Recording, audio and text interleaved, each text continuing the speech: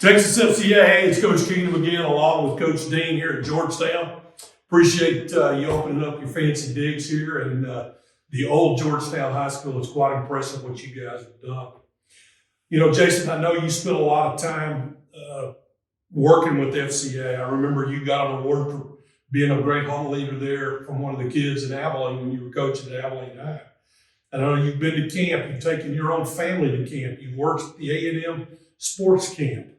By the way, you're invited to go to coaches camp with us. You know, I'll treat y'all. You bet. Good. So you've seen all of those things. You've been a home leader. Where have we not met the need that you guys had? What can our staff do better? You know, they talk about critical feedback being the breakfast of champions. Where are weak spots? What can we shore up to serve coaches where they operate in this pressure-filled world that they live in? Where can we shore up to serve better? You know, I think there's a couple of different ways that we could go with that. Number one, are serving coaches, okay, just the coach family, okay, whoever your FCA liaison is at the campus, man, how can we serve him and his wife, or how can we serve her and her husband?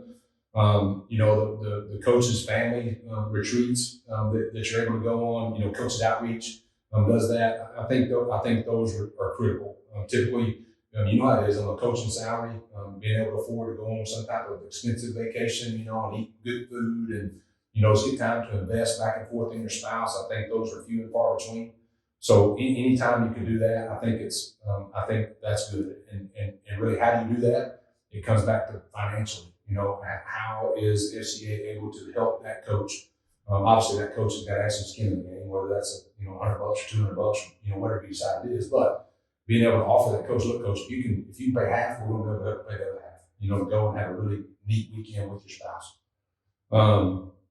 The other side of it is how do we take that financial pressure off of the FCA person of, I remember in Abilene, Lane Miller, that's the young man that you mentioned, you know, there, Yeah. you know, Lane's there. Who's on that board now? Yeah, is there and helping in Abilene now. We had a garage sale at my house. We had probably, I don't know, maybe 7 or 8 kids. And when I did it there in Abilene, it was a requirement that if you wanted to be one of our FCA leaders, you had to go to leadership camp. You had to. You know, if you couldn't make it in your time in the summer to go to FCA camp, then we weren't going to let you be a leader, you know, over that school year. So there was an investment there with those kids. And the investment was those kids came back and their hair's on fire for the Lord. I mean, you know, FCA leadership camp does a great job of helping those kids come back and get ready to kick off FCA in a big way at the campus. So we had a garage sale there at my house, and all of those kids, they had to bring $500 worth of priced marked stuff, you know, there for the garage sale, and we raised more than enough money for all those kids to go to FCA camp on one Saturday.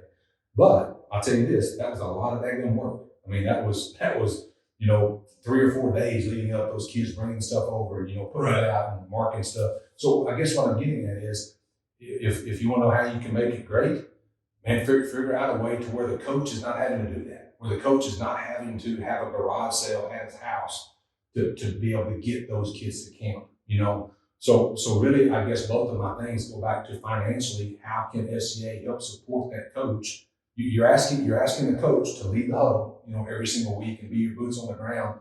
Let's take the financial burden off of him to say, Coach, if you'll get them together, I'm gonna help you figure out what to pay for it. And there's interesting ways to try to go about doing that. But I'd forgotten, that's right, y'all did do a garage sale. Man, you've got a good wife. Bethany sure was sweet to be able to do that. And that's critical too for our staff to remember that most coaches, really, it's a family affair with FCA. It sure is.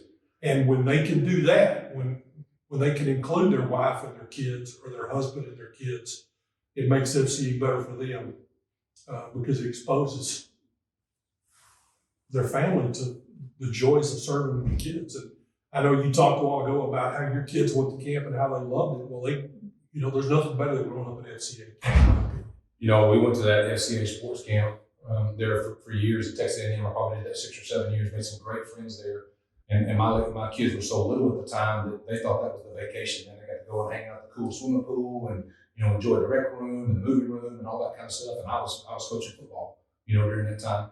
And now is the first time that my kids are old enough to where this summer, for the first time, my son, 8th grade son, is taking, I don't know, I think we've got maybe 8 or 9 of his friends lined out. And those guys are going to FCA camp, sports camp together. And just a really neat opportunity. But like you said, FCA invested in me as a coach. I don't remember how much we had to pay for that. I think maybe the whole weekend was $400, and we had to pay $150, for my whole family to go and kind of enjoy a vacation. But FCA invested in me and my family, and now that's having ramifications years down the road to where my son as an 8th grader, my daughter as a 10th grader, are also asking their friends now to go to FCA camp, and be a part of that. So, man, what a big time investment, I think for them. I think they call it sowing and reaping. Absolutely. I think that's what they call it. I remember you saying something about when FCA has events, it's critical for FCA staff to make sure they're including huddle coaches and head coaches. Absolutely. What do you, I mean, so give us a little more about that. You bet. We have golf tournaments, here in Abilene, FCA fundraiser golf tournaments. We have a luncheon where we'll bring a professional baseball player to come in and play. And that's an event where, they're trying to raise, and I don't know, maybe $8,000 to $12,000 in, one afternoon event. My argument, I guess, is let's make sure that those coaches that we're expecting to be the volunteer for FCA, who we're doing the whole deal for. I mean, that's what your job is. That's why we're doing all this, is for those kids that coach gets to influence. Man, let's make sure that he's invited to that event. Let's make sure that he's got a $15 ticket, to where he can go to that event, or if it's a a big one on a weeknight or something like that. Make sure that he and his wife are invited to go to that event. And I understand those tickets are expensive and that food's expensive and all that kind of stuff, but I think that's a very small investment for the person that we're expecting to be our FCA leader. And let's make sure that he's invited to come to those big fundraiser events. It's not going to cost him an arm and a leg to do it. Same thing with a golf tournament. I mean, that guy's going to have to take a day off of work probably to go and do that. But it's going to cost, us $40, to make sure that coach gets to go play with some business leaders around town, on that FCA event. I don't think there's anybody that can be as impactful to the person that we're asking for their money. Hey, will you sponsor FCA? Will you do this for the FCA? Will you do that for the FCA? Oh, by the way, we've got one of our huddle coaches right here. And this guy works his tail off, to make sure that those kids are getting impacted at Eastview High School every day. I know we didn't talk about this question, but I'm going to ask it anyway. What is the biggest problem that you and your staff have that FCA can help you solve? I don't know that FCA staff could help with this, but it's worth considering. Helping the huddle coach figure out what is the best time to do FCA. Man, I've seen over the last 15 years that there are so many different activities. Today, compared to 2010, there are dozens more of activities that a young person is going to be involved in. So when is the best time for us to do FCA? Bring some models to the table. What is working at Stony Point High School? What is working at Hudson Bend Middle School? They're doing it this way, and it's really, they've got 150 kids there on a Tuesday morning or Wednesday night, whatever it is. Bring some more of those ideas to the table and share with your FCA coach. Hey, coach, have you thought about this? Have you thought about how to do this? Have you thought about, hey, they're doing a great job over there at Huddle Middle School doing it at this time. So bring some of those ideas to the table that could do that. And then the second thing is, I remember this coach when I played for you at McMurray, which was the first time that I was introduced to FCA. We did not have FCA at Santa Ana High School. That wasn't part of it. But when you came to McMurray, that was the first time that I heard about FCA. You and Coach Secord, preaching that to us. And the deal was always, hey guys, there's going to be food there. Man, if you can have food there, I'm convinced that you can get a high school kid to go to anything. Yeah. So help us figure out, again, financially, hey coach, we're going to make sure that you've got 15 pizzas there, on your Monday night meeting, whatever that is. Again, I personally don't think that's the huddle coach's response. He doesn't have time to do that. He certainly can't afford it. He's on the assistant coach's salary. He can't afford to sponsor that. So help him figure out how financially we're going to make sure that we have fun, food, and fellowship at every single one of those FCA meetings. Because that's how we're going to get kids there and interested. Last thing. Yep. If I was to ask you to tell our staff how to think like a coach, what would you tell them? I think realize that it starts small. You've got to figure out who are your impact guys, okay? And then let's invest in those impact guys so that they can then invest in everybody else. We're not going to have, as a coach, we're not going to have 11 guys on offense that are Division I players, okay? We're lucky if we got one, maybe two at some places.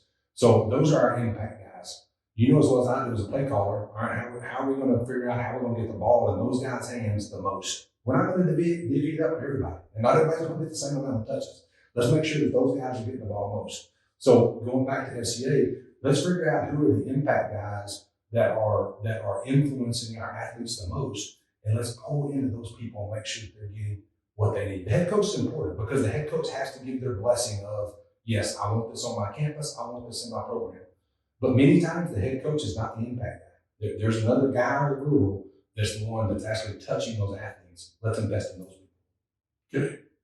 Well, Jason, I appreciate you taking time. Bless you and your family. Look forward to seeing you at camp this summer.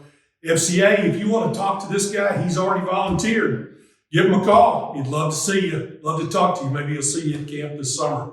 God bless you.